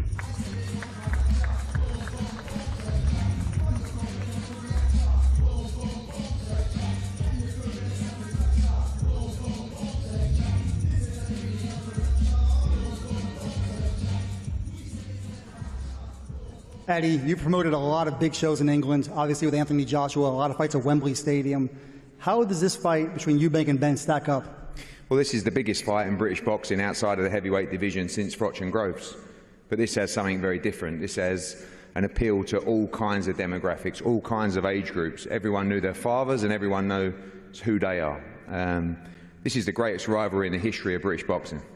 Eubank, Benn, 3, really, if you want to call it. But just a massive event sold out at Tottenham Hotspur Stadium and a real important moment for British boxing and these two fighters. And look, this fight obviously was meant to happen a few years ago, but it feels like it's a lot bigger now with all the build-up, right? Yeah, of course. Look, the narrative was there originally. Now you've got 2 years of bad blood. You know, the controversy, the build-up, this week as well. But it's a great fight. You know, I said before, people talking about their fathers, of course, they're 2 of the biggest legends of British boxing. But these are 2 world-class fighters in their respective divisions. And our boy is just looking sensational, ready to do the business. Yeah, and you say he's looking great. He's obviously moving up 2 weight classes. How do you think he's going to look on fight night? I think he's going to look sensational. I've never seen anyone put work like this in training camp. I've never seen him sharper. I've never seen him more focused. He wins by knockout on Saturday night. There's no question in my mind, the team's mind, he's ready. And you will see a demolition job from Conor Benn on Saturday night. Thanks, Eddie. Eddie and Ben, if we could please have you stand together for photos, please. Surprised they're doing this without security, Barry. You know what? Yeah, two of the biggest punches in British boxing history right there. Wow. I paid to watch it though. I would. Aside. Would you, Darren? Would that sell out the O2? Who wins? Ben. Listen, you have a go at Ben. I think Ben's a mover, I'm telling you. Ladies and gentlemen, our main event this Saturday, scheduled 12 rounds in the middleweight division. Let's first welcome from Ilford, London, England, undefeated, with 23 wins, 14 of his 23 wins coming by way of knockout. Let's welcome the undefeated former WBA Continental Champion, Conor the Destroyer Benn. Here we go then. One side of your main event, here comes Conor. And I mean, you only have to listen to the way he spoke in the build-up to this one. He said his game plan is quite simple. Hop, skip, right hand to the temple, left hook to the body. Good night, Chris Eubank Jr. He's keeping his cards close to his chest anyway, Jim. I think he's going to come out all guns blazing. There's going to be education behind it, but the fire that this man has, similar to his dad, is going to be so evident on Saturday night. Don't blink, because this man holds centre of the ring and he lets bombs go for as long as this lasts. Conor, you're a natural welterweight, moving up 2 weight classes, and in your middleweight debut, you're fighting one of the best in the world. How strong are you feeling? Yeah, listen, I mean, it don't concern me in the slightest. You know, I've prepared hard. I've done everything I possibly can in the gym. I've left no stone unturned. So for me, I look at him, I ain't really too concerned. You know, I'll be him anyway. This has been a really heated promotion, a lot of bad blood. Is it personal? Yeah, it's always personal. Every opponent I fight is personal. People want to say it's strictly business. It ain't business. It's never business. If you're trying to put your hands on me and render me unconscious, it's never business. It's always personal. Every single one of my opponent. But this one has a little bit more history to it, should we say. Yeah, you know, 30 years in the making, you might say, and you're going to fight him on Saturday at Tottenham. How badly do you want to get your hands on him? Yeah, badly. I mean, I wish I'd done already. I wish I was fighting tonight. You know, so unfortunately we got to wait a few more days, but, you know, ultimately all the hard work's done. I'm excited to go in there and do a number on him. And what's your prediction? As soon as I get my hands on him, he'll know what's up. Thank you, and best of luck.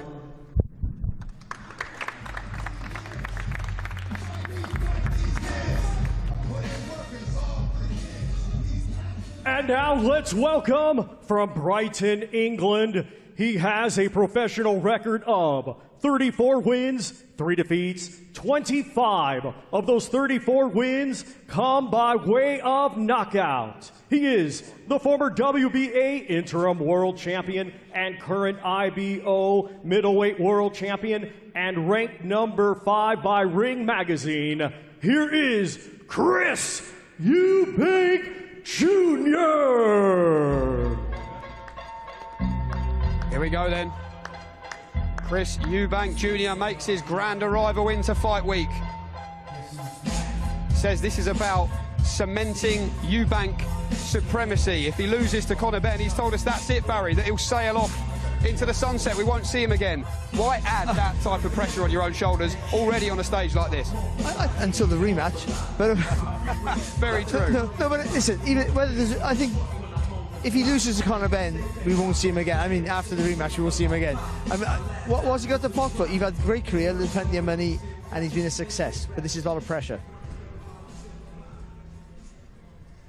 Chris, a fight many years in the making. You're the naturally bigger guy, 160 pounds, middleweight, and you're fighting Conor Benn coming up 2 weight classes. How much of an advantage do you think you have in the size, strength, and power department? I keep hearing this 2 weight classes thing. He's not coming up 2 weight classes. His last fight was at 156 pounds. He's putting 4 pounds on. He hasn't been a welterweight for 3 years. This fight isn't about size or weight. It's about skill. It's about dedication. It's about expertise. And all those areas I excel in and have got many, many more years of experience over Conor Benn, and that will be the deciding factor on the night. Well, yeah, you're certainly the most experienced opponent of Conor Benn's career. Do you think your skills are going to be too much, your jab, your power?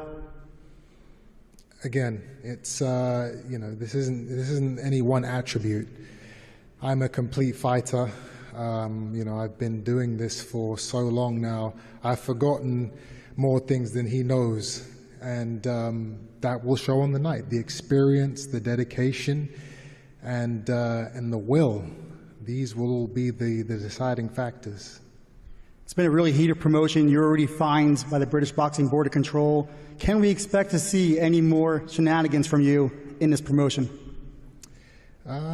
Shenanigans? I don't do shenanigans. I do what I believe is right, and I do what I want to do. If you guys think there's shenanigans, then that's fair enough. I'm just being me.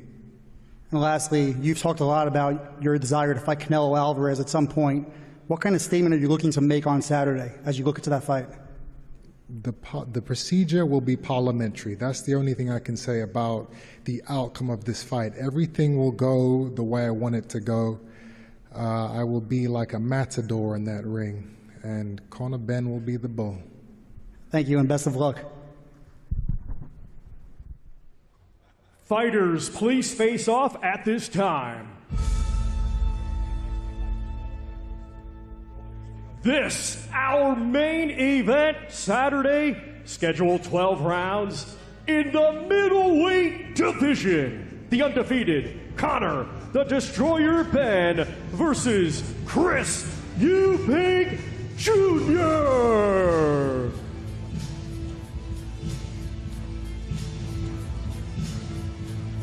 Fair bit of a gap this time round, gents, on that face-off. No risks being taken here this close to the fight.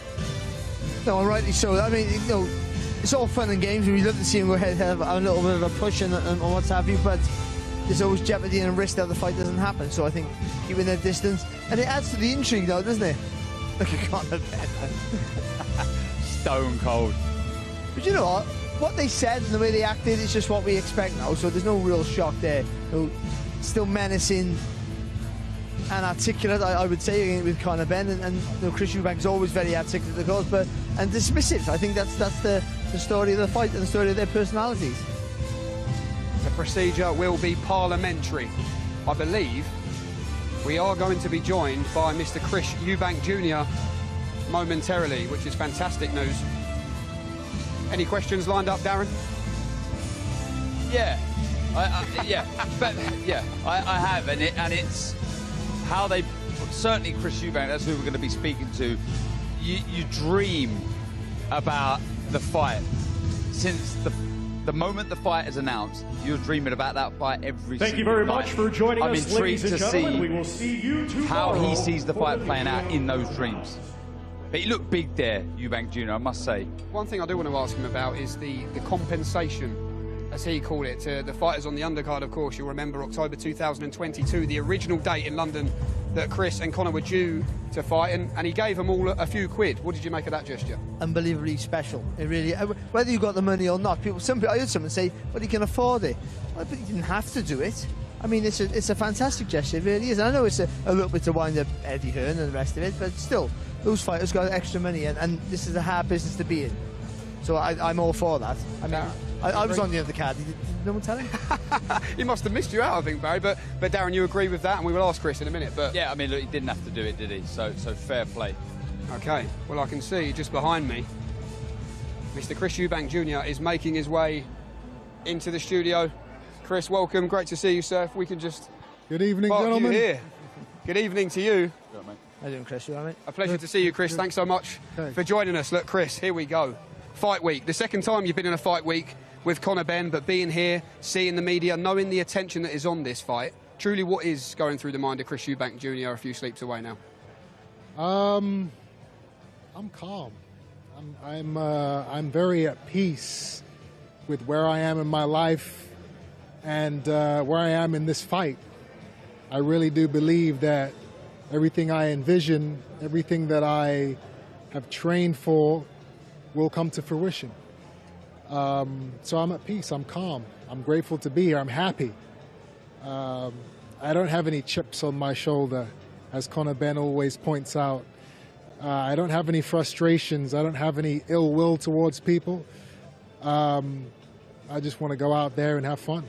And in terms of your prediction, we just heard you up there, you said the procedure will be parliamentary. Absolutely. How does that look? Domination in every department you can imagine, whether it's boxing, whether it's a gunfight, defense, offense, foot movement, speed, power. I am the superior boxer, pugilist in each of those departments and so many more. which is why I'm so confident, which is why I'm so relaxed, which is why I'm so happy.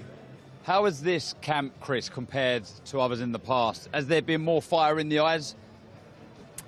I guess you could say that. I guess you could say there's been more fire in my soul, in my spirit, in my mindset. You know, this is the biggest fight of my career. This is the most important fight to date, which is very rare for a 35-year-old fighter. Usually at 35, fighters' careers are behind them. Mine is, you know, I'm still going up and up. In terms of the motivation, Chris, for this fight behind the scenes, how do you compare, look, the motivation and the drive to beat Conor Benn in comparison with the fear of losing to Conor Benn? How have you balanced that out in your mindset? Do I look like I'm scared to you? No. Well, there you go. There is no balance. I'm scared. Chris, a lot has been made about the weight.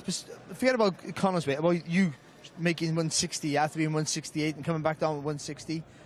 But you look really healthy today. Well, you know, the weight cut doesn't really come into play. The serious weight cut doesn't really come into play until a day or two before the fight. So, you know, this is where you're kind of starting to deplete. But you know, the main stuff happens 24 hours before the weigh-in. I will look like a different man at that as point we all in do, time, yeah, of course. and I will feel like a different man. You know how it goes. But as of right now, I feel good. Just very quickly, obviously, when this fight was announced, I'm sure you've dreamt about it plenty of times. In that dream, how does the fight play out? He doesn't touch me. I impose my will. I do everything that I want to do, and I dispose of him when I'm good and ready. Doesn't go the distance? Absolutely not. It's impossible for this fight to go 12 rounds. Are you expecting him, as many are, when we see Conor, he always seems fired up, especially when he sees you, Chris. When that bell rings, is that what you're expecting for Conor Benn, just to come flying at you from the other side of the ring? Maybe. I hope he does for the fans' sake. He says that's what he's going to do. It's going to take a lot of balls to approach me like that. But if he does, wow, this is going to be, you know, fight of the year contender. Okay. Barry, final one from you. Where does the Eubank story go if, there's not say if, when you get the win against Conor Benn? Where does your story go from there? At your age now, most, as you said yourself, most fighters would be tapering down or even thinking about, you know, a step out of the door, but you seem to think that you've got a lot more years left. So I believe I do. You know, I really do. The opportunities are there. The opponents are there. The titles are there. You know, so you know this just puts me on a level to where I can get all these fights made like that. You know, there's always been politics in the past. It's been hard to make fights. It's been hard to get fights. After a win like this in a fight which is, you know, it's surpassed what boxing is. Now it's mainstream. You win a fight like this, you can fight whoever you want after that, you know?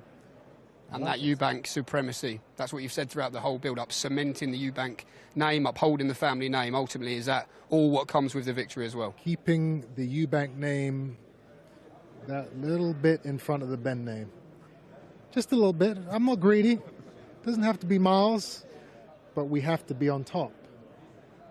They cannot get a win over us. I have to respect my father's history, his legacy, what he achieved in his career. I can't let him down, I can't let myself down, and I can't let my fans down. This is a deeply personal and important fight for me, and I can't wait.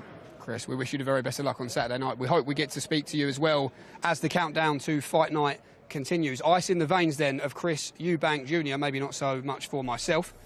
After that look in the eyes, I'm certainly sweating up here on the big stage. Here is a reminder of what else is coming your way this week. Of course, we will be back with the media workout tomorrow, 6 p.m. here in London, 1 p.m. Eastern time over in the States. And then, of course, the final press conference, likewise, 6 p.m. here in London and 1 p.m. Eastern time. And the fight week will continue with the weigh-in on Friday and then fight night, where all the talking finally stops. And I mean, we simply cannot wait, can we? And this weekend, of course, the action does not stop here.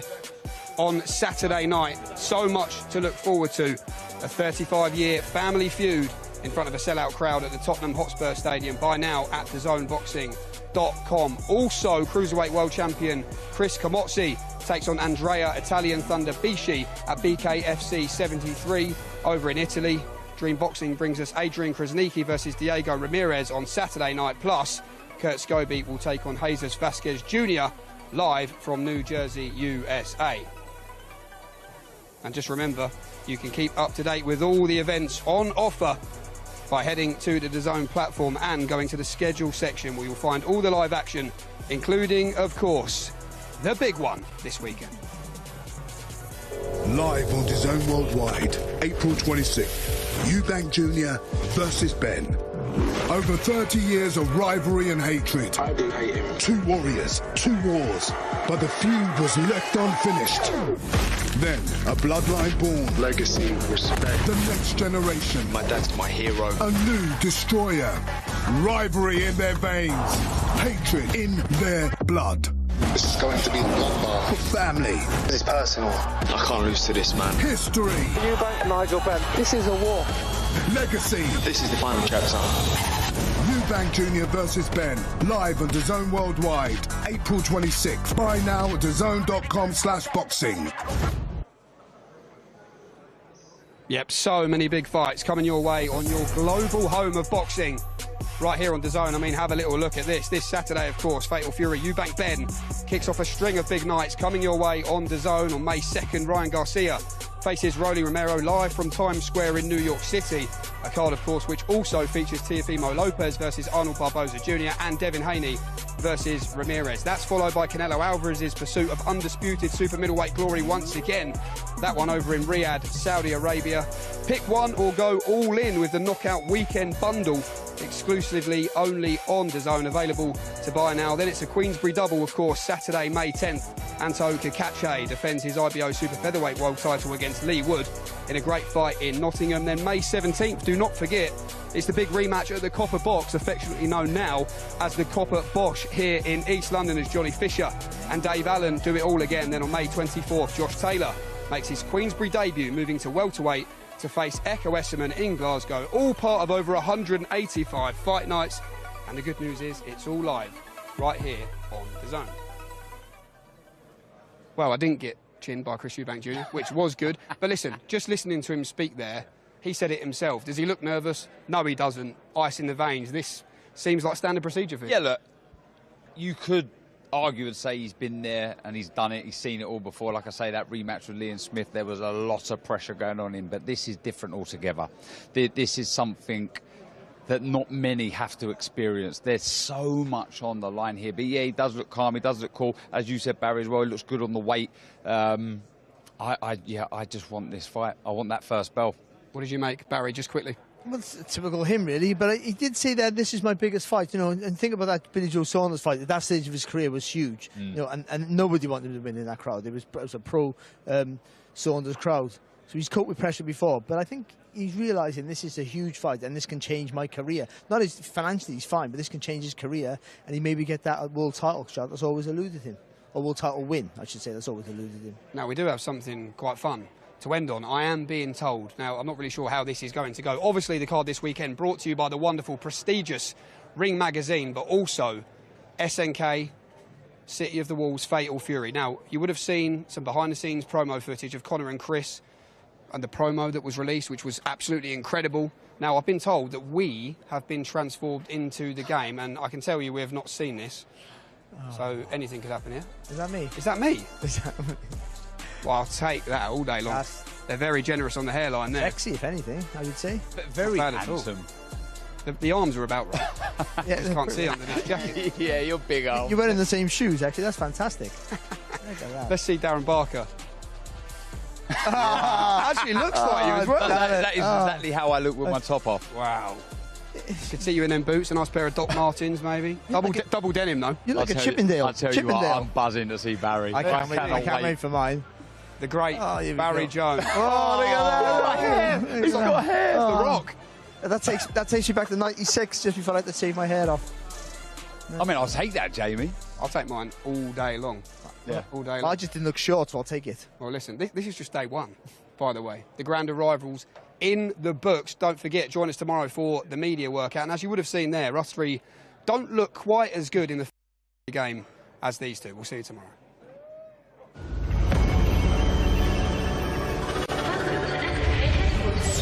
SNK 本部へようこそ。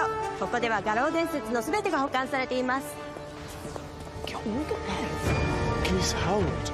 Here you can see our server room where millions of players are playing online as we speak.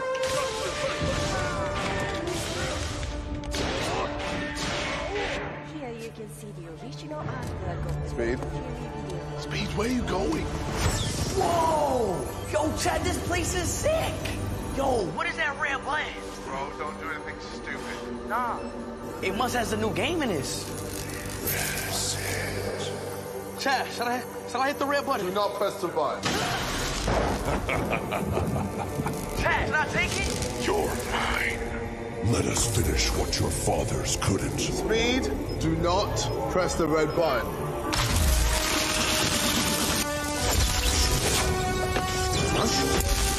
Son?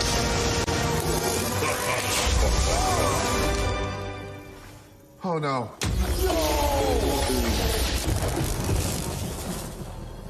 What's up? Destiny has brought you here. 32 years in the making. The fight no one could make happen. Now I, East Howard, will make it happen. Oh! Chris Eubank Jr. versus Conor Benn. Fight, fight, fight, fight. Oh my God, Chad, are you getting this? How much are you out of that, Speed? Oh, you boxers ain't built for this. Chad, this is crazy. Oh my God.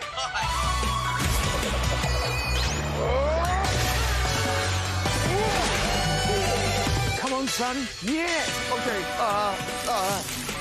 reset.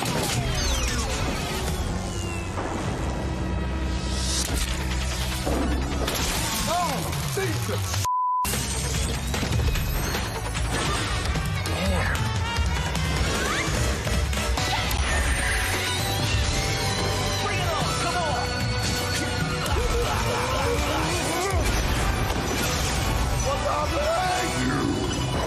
Time to end this. Oh, thank God. Help, my friend's stuck.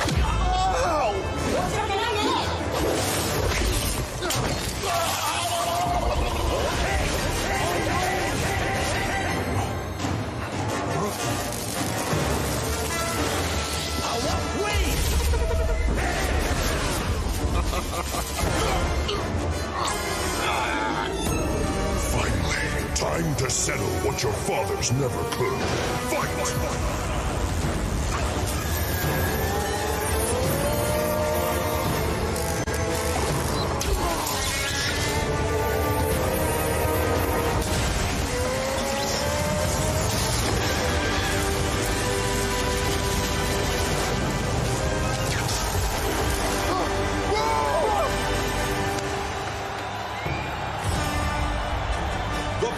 Started a legacy continues. Chris Eubank Jr. versus Conor Benn. The fate of a family legacy will be decided.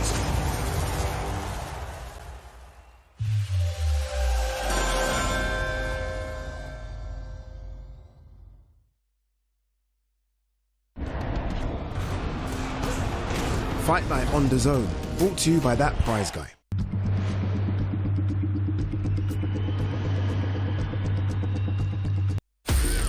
Right now, I am in first gear. Would you like to see me shift to six? I used to respect your family. You had power. And now look at you. Put a bullet in his heart.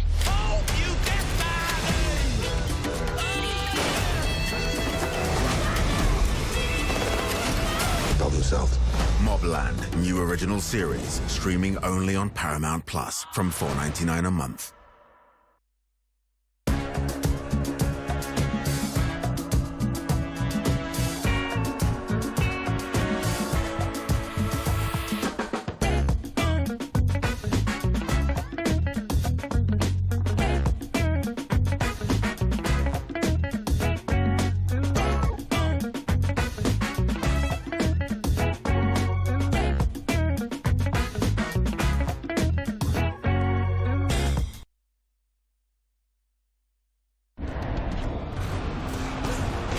Fight Night on DAZN, brought to you by that prize guy.